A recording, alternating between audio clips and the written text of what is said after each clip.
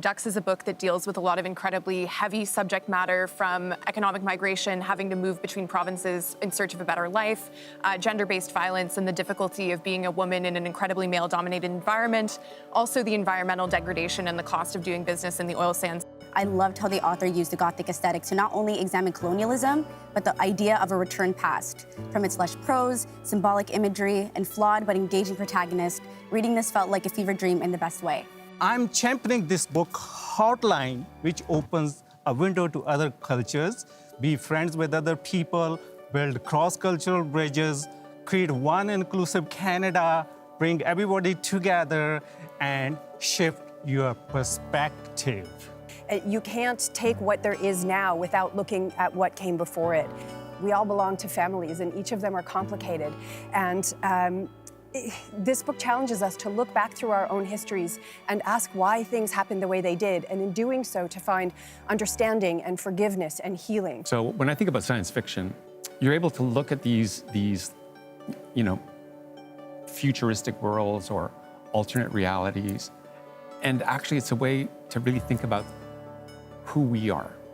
We see these beautiful double-page spreads that illustrate just the vastness of the work sites that Kate is at, which are pictures that we often don't see in news that discusses the oil sands. If I was even able to convince one person to read this throughout this entire process, like, that is a win for me. And always there's just this lush description of this beautiful country, and forever this call echoing through the trees to fight fiercely for the people and the land that we love, lest we lose them forever. We are all interconnected.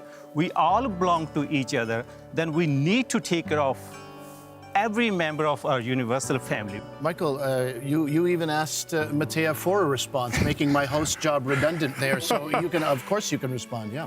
Indigenous people have already survived an apocalypse, colonialism.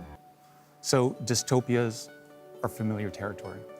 And what this book does at every single moment is it turns away from despair and chooses grace. As somebody who's in academia and who loves their makeup, I am with her 100%. Like, she is me. I love her, and I think she's such a strong female character for young women of color to see a character that doesn't have to exist in stereotypes. I can see it, like, as a director, I can really see it. I hope it finds a life on the screen. I think it's like Yellowstone, but in the forest meets Succession. I think that's how I would pitch it. Yeah, I have a lot to say about why graphic novels are worth reading generally, but I'll try and keep it to this book specifically. First things first, our theme. I know people have mixed feelings about lying on theme.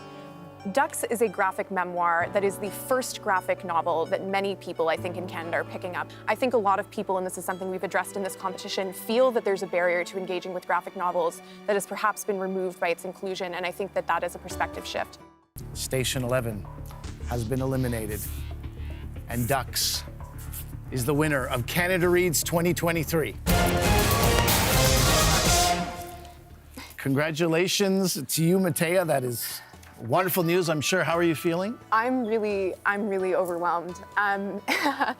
It was so nice to hear the voices of my parents, because I think why this book touched me so deeply is it really reminded me of my roots and my family history. And my goal in doing this was to do right by Kate, to do right by her words and her experiences, and by extension... We actually have a call with Kate Beaton. Kate is standing by. Hello, Kate. Thank you so much to everyone. To Matea, this really belongs to you, I feel. And it's such an honor to be in the company of these four brilliant books and their champions. I'm truly honored.